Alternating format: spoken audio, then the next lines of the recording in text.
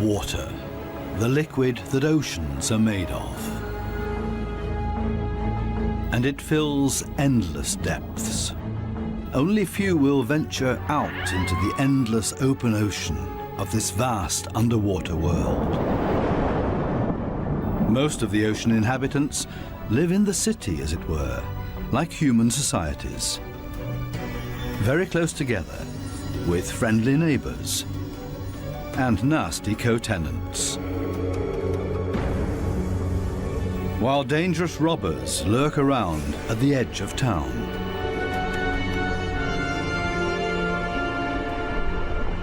To assert yourself here, you have to be equipped with all kinds of tricks and clever strategies, or lie and cheat.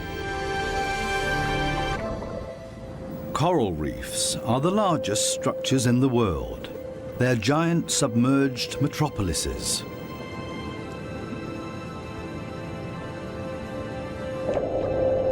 Millions of different inhabitants live in these cities. A universe with coral palaces and soaring towers.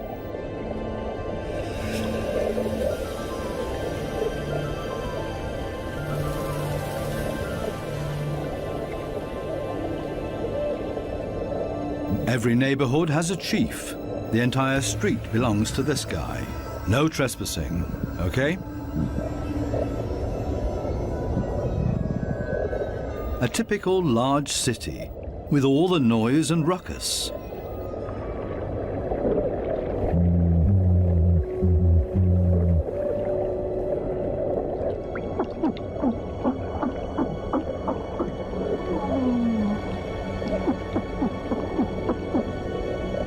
Even this little porcupine fish bleats around. It creates this sound with its swim bladder. Two small harlequin shrimps are nibbling on this blue sea star.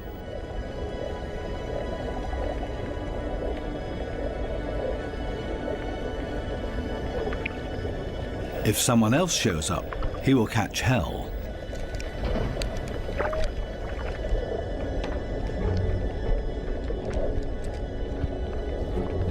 Another harlequin shrimp busy pulling a bite out of a sea star.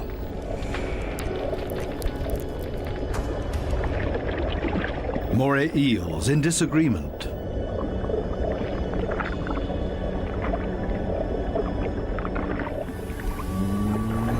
A scorpion fish shuffles across the ocean floor.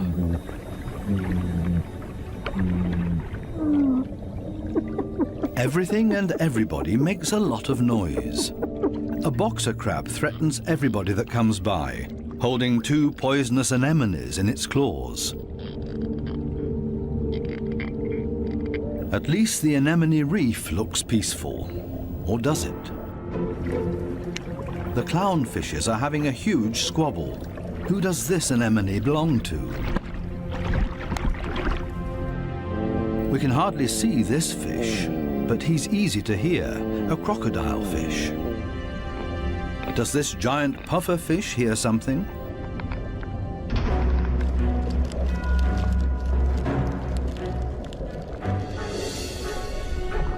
It's a ray that's getting away. A dispute amongst the members of the cichlid family. Who is stronger, and especially who is louder?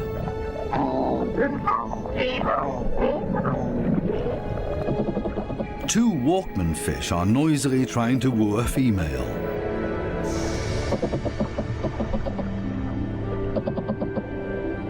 Big city noise everywhere, especially when a large structure is being torn down. Everybody lives in their own way in this noisy metropolis. Some hover above it all, but others are more down to earth and literally live in the coral sand. These goatfishes, for example, they plow through the ocean floor and catch smaller animals between their teeth.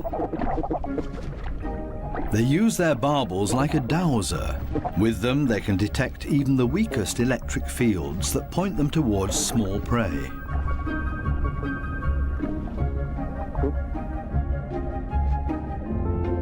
These gobies also dredge through the sand and feed on what they find in there. There's another way of finding prey in the sand. This blue-spotted stingray uses its wings like shovels, and there's always a chance of stealing something. While one works, others just stand by and feed on what's left over, maybe a piece of crab or a mussel. You have to be very familiar with this area to find the best morsels.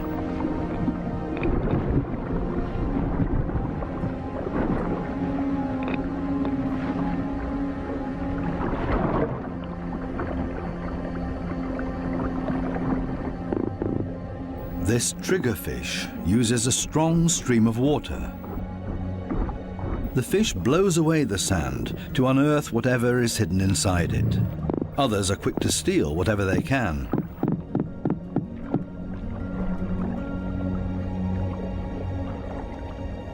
The triggerfish is a commanding fish, and most reef inhabitants are easily intimidated by him, except for these strange visitors that don't seem to show fear.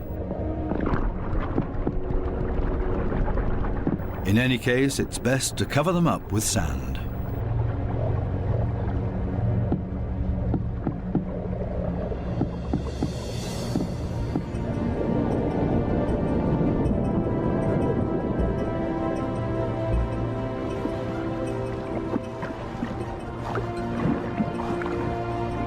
It's not easy for a small fish in a big city. There's always somebody with bad intentions, and you have to be extra careful not to get swallowed, like these moon wrasses, for example.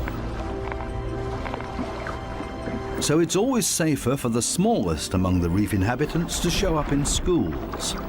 It's difficult to keep an eye out for only one little fish, and as a result the predator often grabs blindly at nothing and comes up empty. To show up in a big mob is always safest. Others are easily distracted at the sight of so much prey all at once. This easygoing giant pufferfish would never have a chance here anyway. Being part of a school of fish is always the best protection from predators. The slow ones are being ignored. No danger here.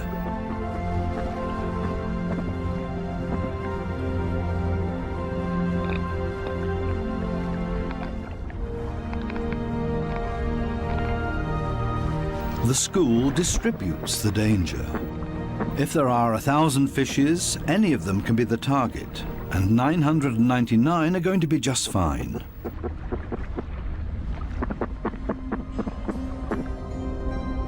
But what about loners, or those that live as a couple?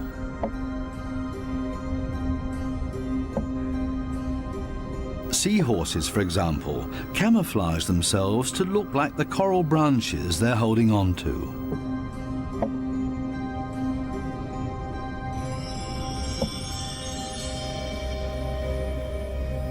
Even more difficult to see, where is the animal here?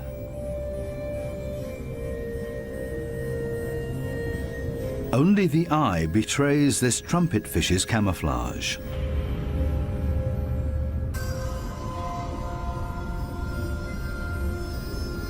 They do everything to not look like themselves, ornate ghost pipefishes.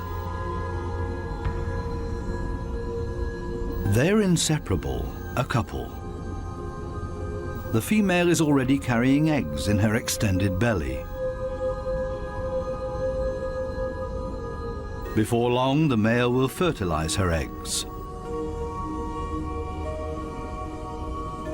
They are still regular fishes, despite their unique costume. This one looks like torn-off seagrass. The spiny waspfish rocks back and forth in the current.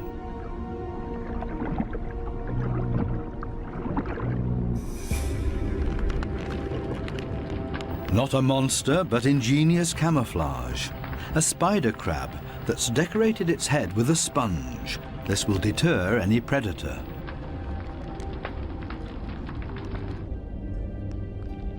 Another great camouflage, a barrel decorated with rocks. Only the movement of the gills betrays this stonefish.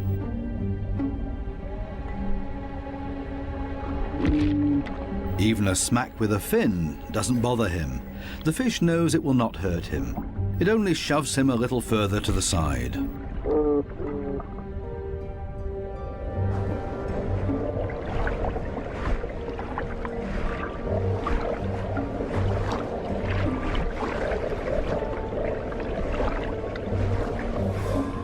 Similarly tough are its cousins, the scorpion fishes. They lie there as if dead, especially when others around them freak out. And even when moray eels fight with lionfishes for food.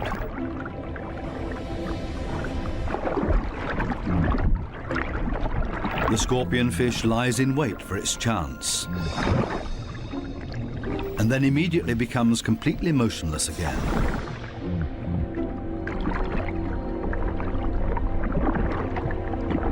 The only difference is that it raises its dorsal fins with the poisonous barbs inside, is completely still but now also armed.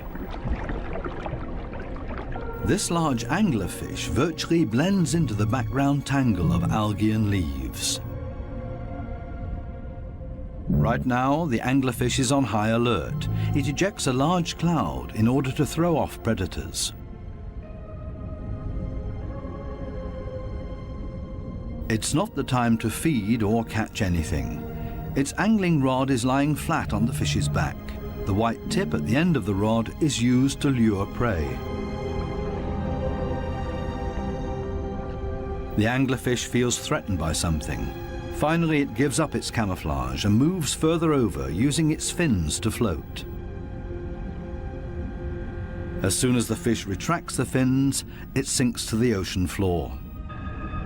Anglerfishes come in all kinds of shapes and sizes. Their trick is ingenious, using the angling rod as a lure. And every curious little fish becomes dinner. Many animals, including ocean inhabitants, communicate with a mixture of sounds and behavior. Everybody has to look out for their own survival in this metropolis of ocean inhabitants. But it seems maybe not quite everybody does it by themselves. The partner goby has come to an agreement with two pistol shrimps. The goby keeps an eye on things while the shrimps keep maintaining their hole. Larger rocks at the entrance are ideal for securing it.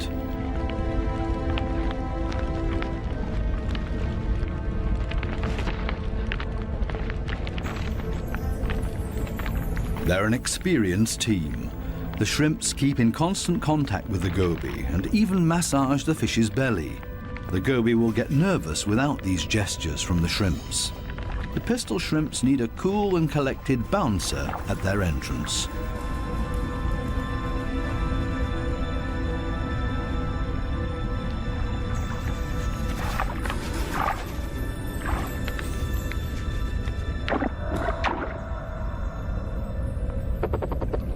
Teamwork. This is where the anemones settle with their poisonous tentacles. Whoever gets caught by those will pay for it dearly or lose their life.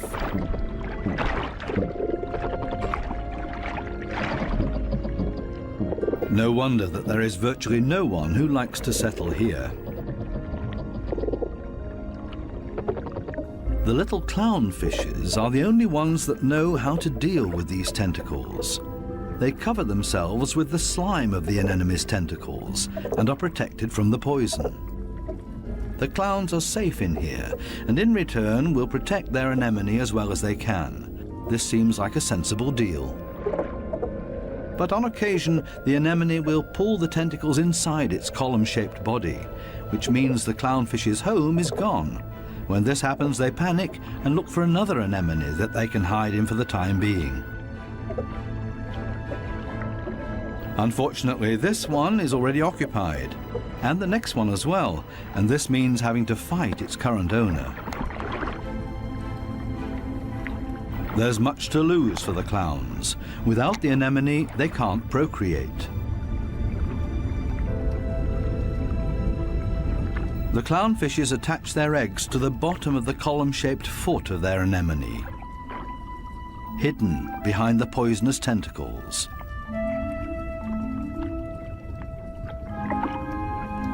Both male and female tend to the eggs. They fan fresh water on them. The eyes of the babies are already clearly visible. The clowns are very protective of their eggs.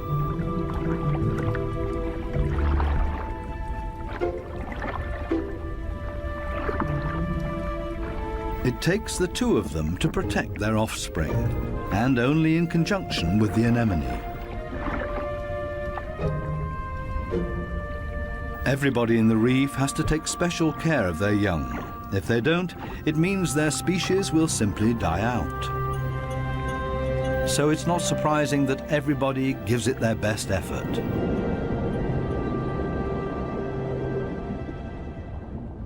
This triggerfish has hidden its offspring in a small hollow in the sandy ocean floor.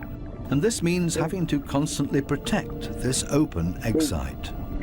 On occasion, they blow and fan the eggs, but mostly they keep an eye out for predators. This means grave danger. One of the sea urchins is wandering straight towards the nest.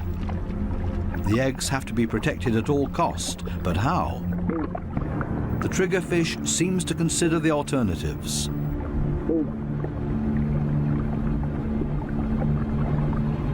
But then it blows and then rams the sea urchin. Again and again until it breaks, the sea urchin's guts spill out into the open. A few more hits for good measure. The danger has been averted. Everything else is easy.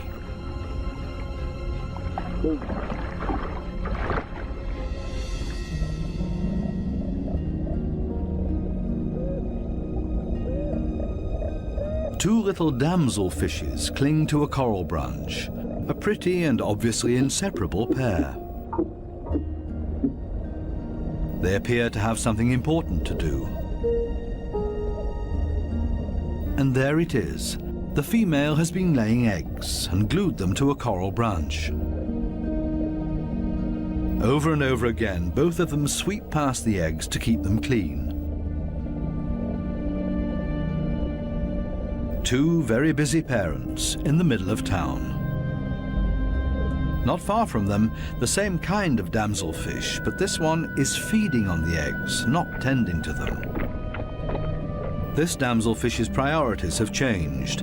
Its partner is gone, and it's impossible to bring the eggs through by itself, so it feeds on its own eggs to at least recycle the nutrients.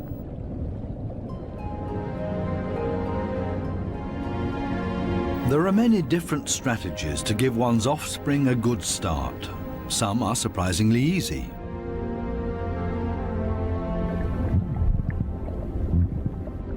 The mass mating of the black sea breams. The males are so generous with their sperm that often a cloud of it will engulf the entire wedding party.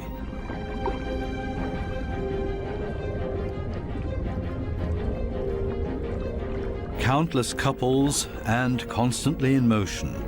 A predator would have a hard time to find its bearings in this schooling behavior.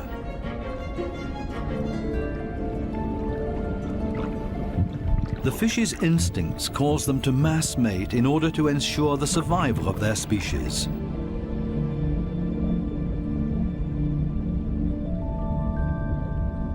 Cardinal fishes have their own clever means of child protection.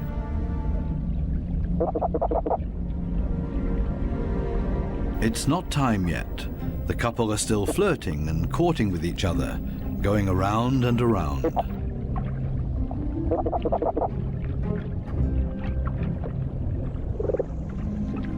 We'll leave them to it and take a detour to a couple not quite as gentle with each other. Monkfishes live in groups, and their nests are very close to one another. As a result, all the fishes are alerted to a predator nearing their nests.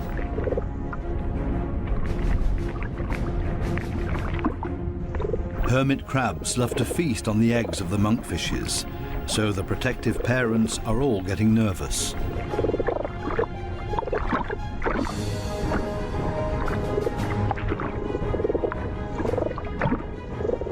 The hermit crab is still far enough away and currently busy with something else.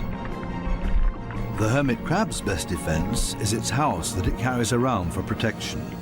The patience of the monkfishes is wearing thin.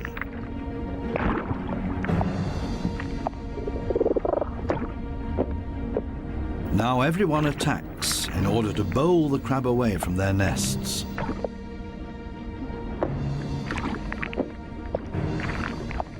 They're clearly telling this hermit crab to take a hike, but they should have stayed with their offspring because there's new danger approaching. A gaggle of rainbow wrasses takes advantage of this unique opportunity and ravages the monkfish nests. The predators are quick, brutal, and in the majority. Most of the monkfish eggs will be devoured. An attack of this kind would never happen to the cardinal fishes because they are mouth brooders and don't have to watch over a nest that's out in the open. The males carry the eggs in their mouths, up to 20,000 of them.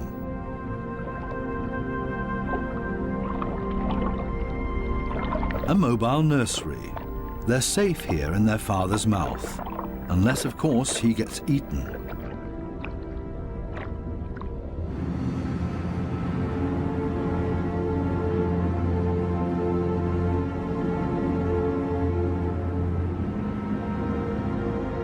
During the night, when it's dark, the danger is greatest. These underwater cities have a very active nightlife with special attractions. Basket starfishes come out and sit in the current. It's a night-active type of brittle star. With their arms full of tiny little hooks, they filter plankton out of the water to feed.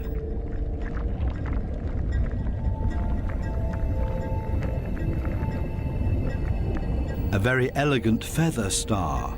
It's on the move to find a better spot to filter plankton.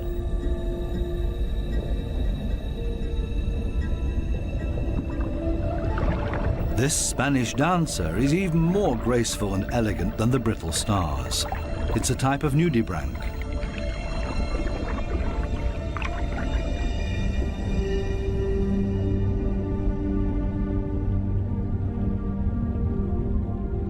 The giant pufferfish is relaxed and spends the night dozing off on the sandy bottom. Others prefer the safety of their quiet bedroom, a surgeonfish. Everybody settles in for the night as comfortably as possible. The parrotfish tucks itself away in its mucus cocoon for protection against predators. Everybody's sleeping arrangements are different. The poor triggerfish has to stand guard by its nest all night long. There's no time to rest.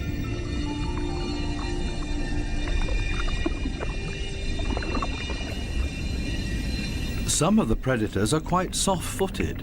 A cone snail has spotted a small fish.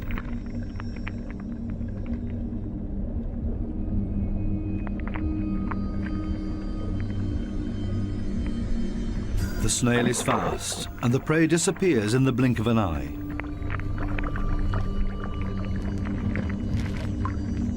The night is still young, and still full of danger and terror.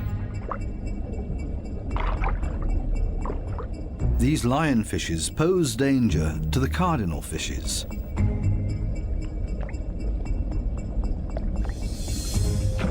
Lionfishes suck in their prey.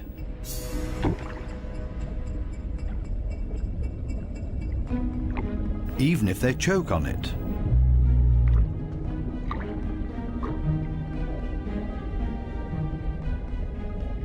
They're hanging around waiting for their chance.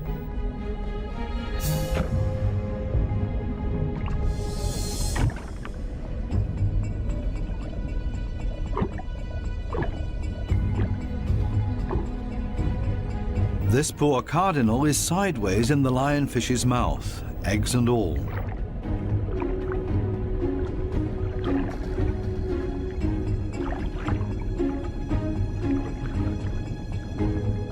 Lionfishes aren't the most elegant predators, with all their attachments and frayed fins. But this is all part of their camouflage. They're harder to see and blend into the background.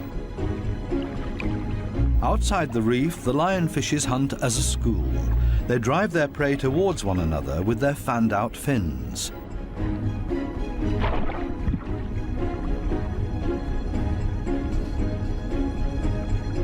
They prefer to attack from above, cornering their prey.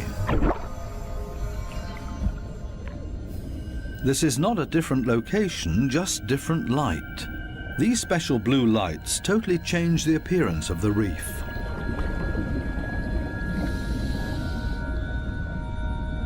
Now we can see that the coral polyps are bright red, and they clearly stand out from their environment.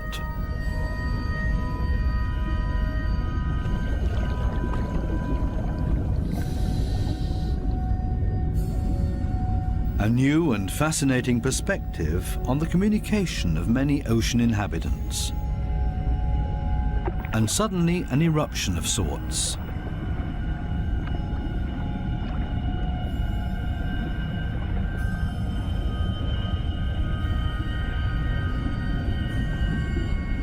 It looks like smoke, but in reality it's a type of reproduction. A carpet anemone is ejecting its sperm.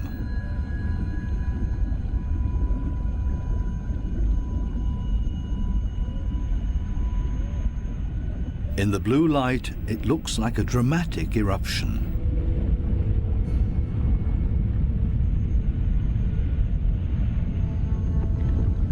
A hermit crab as a magic lantern.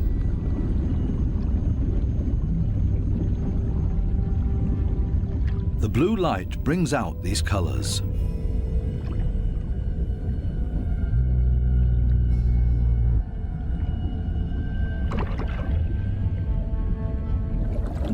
An entire group of lionfishes on a food foray.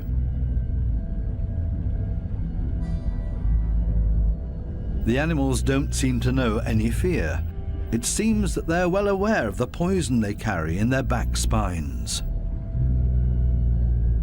They even use the light of our dive torches to their advantage. There's no nightly rest to be had here.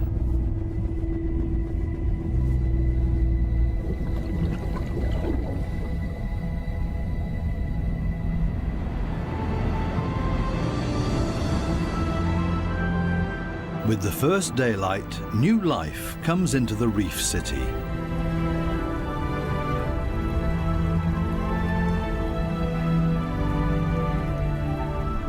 They all seem to start going again, ponderously with armored fins.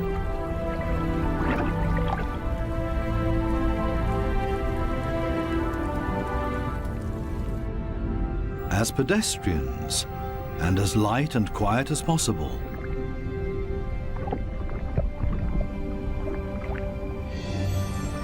Mother and daughter, elegant and synchronous.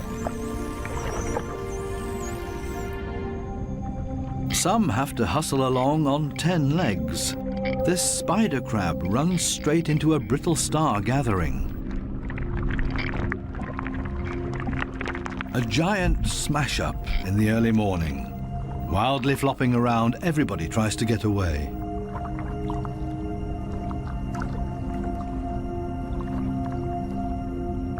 As in every city, there are also shopping opportunities here.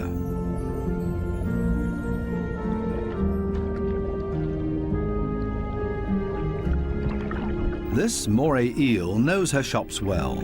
She rushes to her favorite store every morning. The same with this blue-spotted ray. But they haven't opened yet. It leans on one fin as if to say, it's waiting.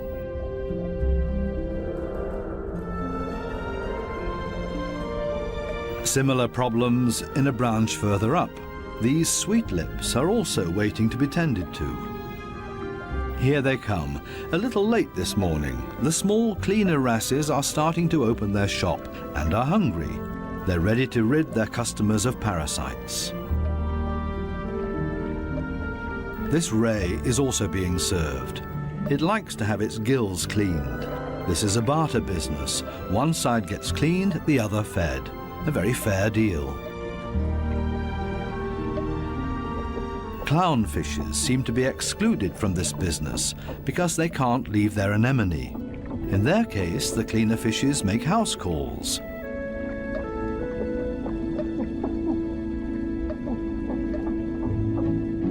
This snake eel is also otherwise engaged, and the cleaner shrimps are also making house calls for him. Finally, it's the moray's turn. It has a lot of nutritious freeloaders on its skin and in its gills.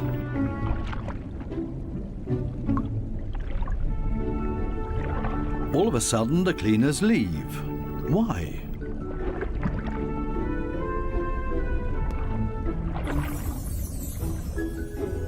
This Titan triggerfish is no better off. The treatment has stopped before he was finished. The cleaner fishes have new customers, clients that have never come to see them before, and they're now being preferred over old customers. The point is that these new clients will like the service here so much that they will come back again. The regular customers have to be patient and wait until the new clients are finished. Cleaner fishes operate solely according to economic rules. This guy has also come for the first time and quite enjoys their service.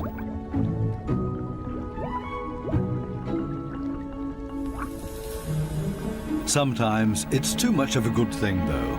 This small black-spotted puffer just wants to look around and is not asking for a cleaning at this time. It swims away quickly and clearly annoyed. It's time to go back to the regular customers before they get impatient and leave for good.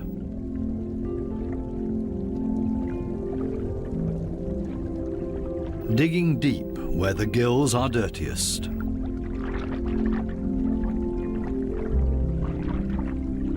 One last time through the mouth, and it's as good as new, and the teeth squeaky clean. Now this male moray can start looking for a suitable female. She is clearly not interested in male visitors. This next dugout also does not look encouraging.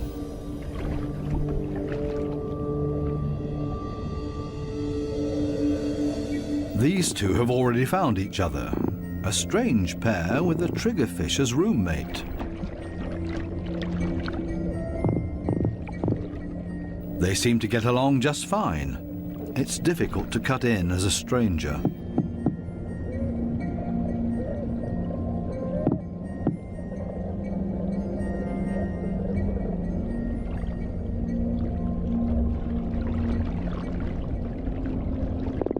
It would also be well advised to stay away from this giant triggerfish.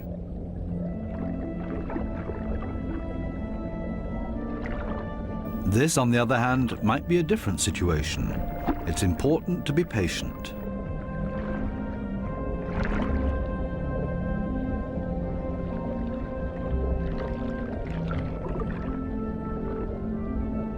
This female moray does not seem to be too reluctant.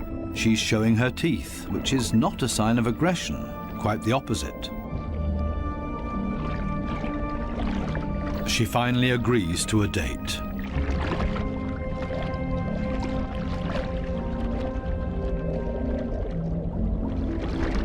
The two of them are getting to know each other. Moray eels are very gentle with their mates.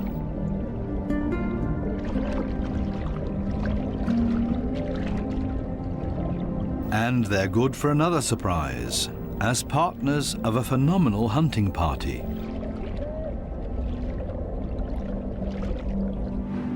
These types of hunting parties have to find each other first in this big city.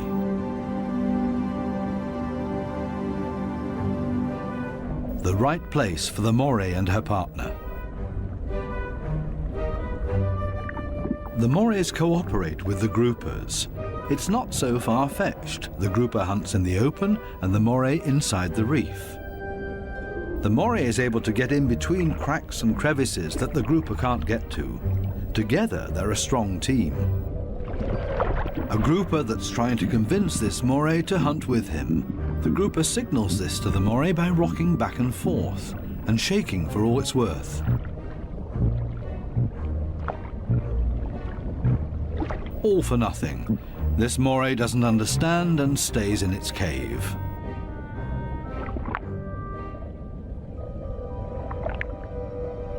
Next try. Maybe the moray will react this time and swim with him. Again, no luck.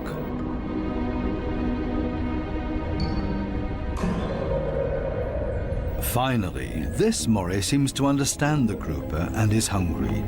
The grouper tilts its head and the moray accepts his invitation. Together they swim through the reef. The moray prefers to swim between the dark alleyways, and the grouper decides it's safer to stay on the main streets around the reef. This is not the right place. The grouper expected to find scared prey here. The moray takes a break and waits. It's not going to happen this way. Again, another invitation to go. They continue through the reef to another coral head. Also nothing for them here either. The moray is getting ambitious as well now and initiates a hunt on her own.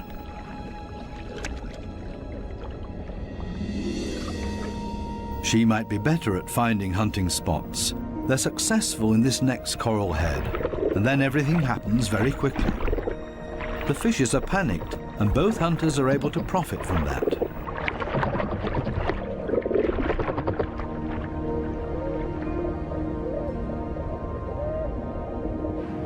This coral city offers living space for millions.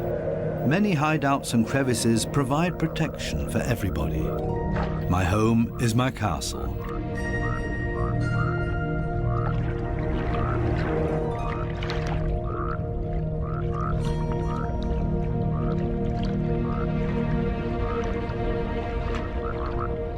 While some escape between sharp corals, others curl up in a ball.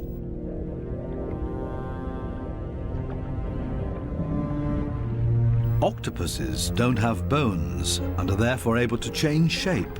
Their homes are usually very tight and space-saving.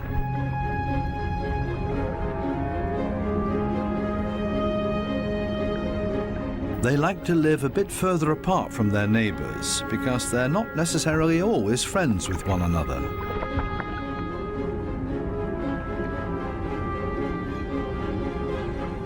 It might be best to put up a wall of stones between them. The ocean offers many hideouts, which is synonymous with survival for many ocean inhabitants.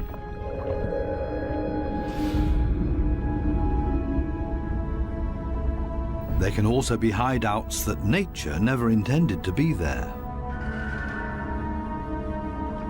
such as this giant wreck, 240 feet deep.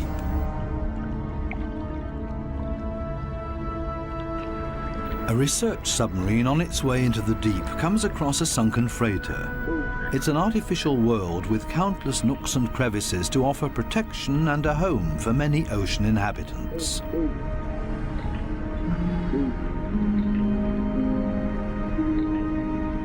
The wreck has long been overgrown with all kinds of sea life. The side of the hull has become a living wall made of corals and sponges.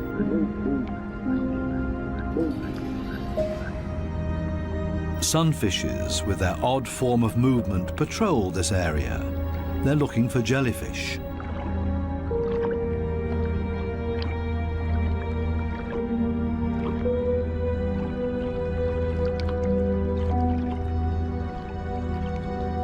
In steerage, where the current is strongest, filter feeders have found a new home, such as these sea fan corals. They feed on the tiny plankton particles. A unit that has grown together made of technical, man-made and organic structures. Even the steel anchor has grown a second skin, made of living beings. It offers these delicate creatures a solid structure to grow on. They have all made a comfortable home in this sunken world. Not even the lights of the stub disturb any of the wreck inhabitants. New life has been created out of the tragedy of this sunken ship, the ingenious, life-renewing cycle of nature. The Morays are sharing a home. They seem to be exceptionally friendly towards one another, even with this conger eel as their neighbour.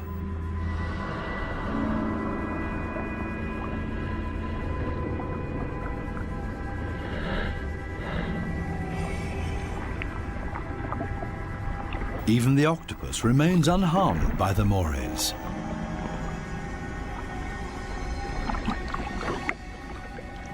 A unique environment made of steel that offers many different opportunities for ocean inhabitants to use it.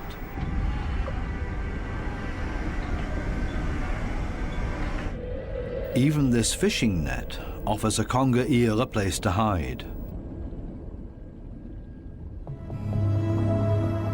The original destination of the sub is located a bit deeper, a picturesque underwater city full of ancient amphora architecture.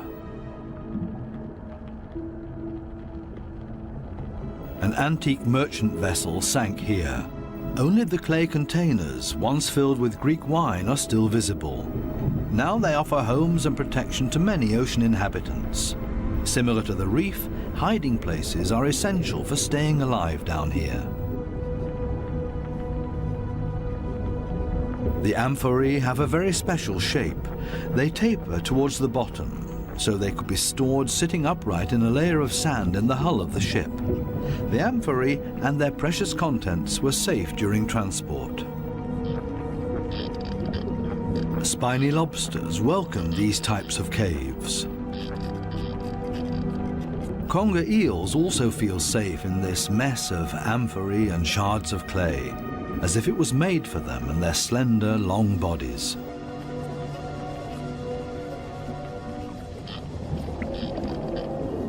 The city of amphorae on the ocean floor provides countless opportunities to observe, disappear, and be unseen.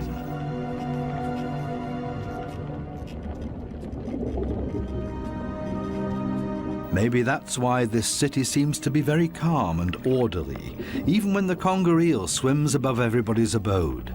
Nobody panics because they only have to withdraw slowly into their homes and are safe. The same goes for this forkbeard.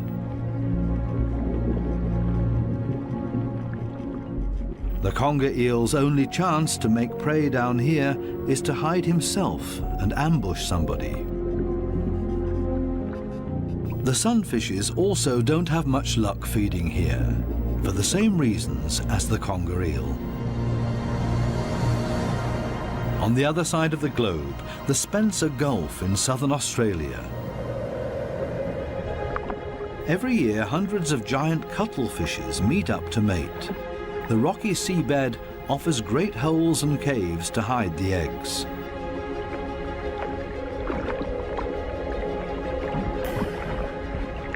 The females are smaller than the males and seem to be a bit shy, keeping their arms tucked tightly together.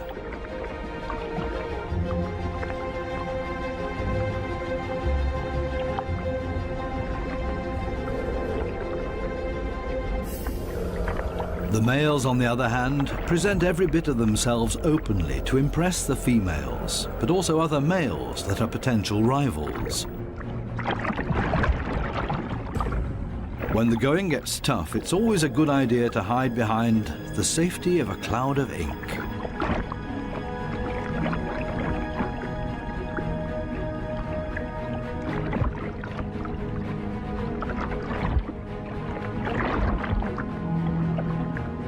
Without much success. Escape in reverse.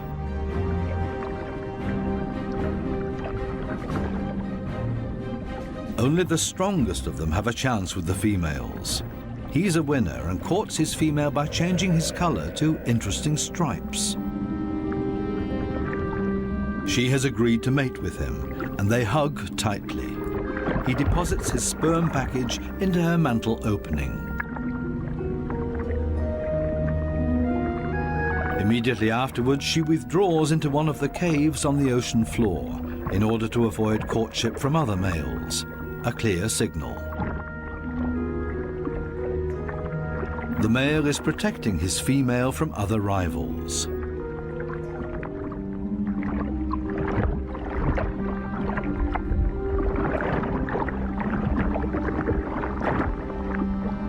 But there's always the unexpected. A so-called sneaker male tries to cut in. This male is much smaller and pretends to be another female by acting like one, very demure and shy.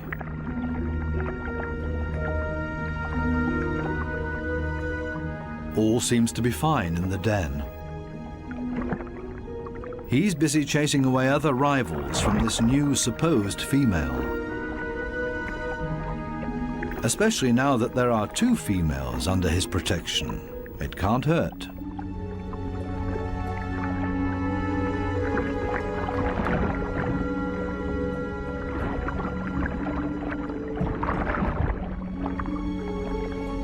The 2 supposed females on the bottom below him are getting closer to each other, the sneaker male and the female. They mate in secret, under the protection of the strong male. As soon as the sneaker male is found out, it gets dangerous for him, but he has achieved what he came for and mated with this female. The beatings are nothing compared to the glory of his success. Intelligent strategies and tricks are essential for survival underwater and part of everyday life. A final dive into the magical world of sharks. This spot on a sandbank close to the Bahama Islands has great attraction for these lemon sharks. They come here by the hundreds, and nobody exactly knows why.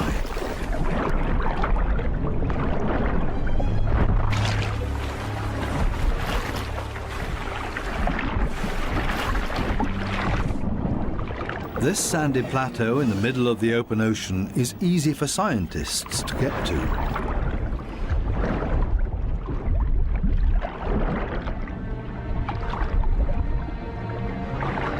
This experiment will show how sharks react to their own reflection. The metal mirror stands upright on the seabed. The animals that swim towards it will see their own reflection coming closer. How will these lemon sharks react? Now the researchers have to have strong nerves. Things stay surprisingly calm. The foreign object is almost ignored, as if it had been there forever. The sharks either swim past it or underneath it.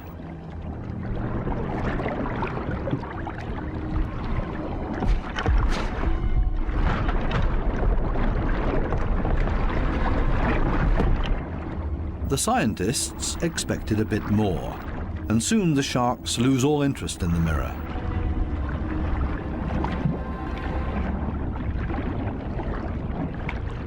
Some sharks even calmly drop to the seabed to rest.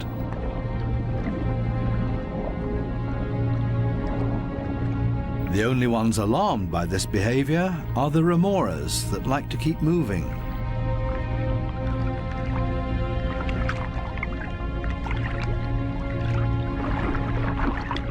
They let go of their shark and see if they can't hitch a ride with a more active individual. Shark hopping. This one isn't a good choice either, so they continue to yet another one.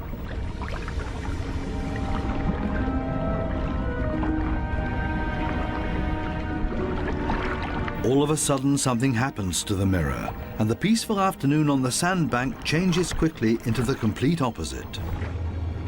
The rope that the mirror is attached to loosens and the mirror falls over.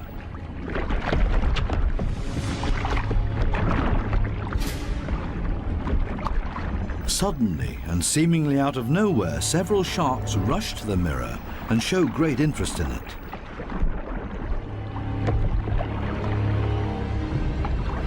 They smell and touch it, and they get more and more excited.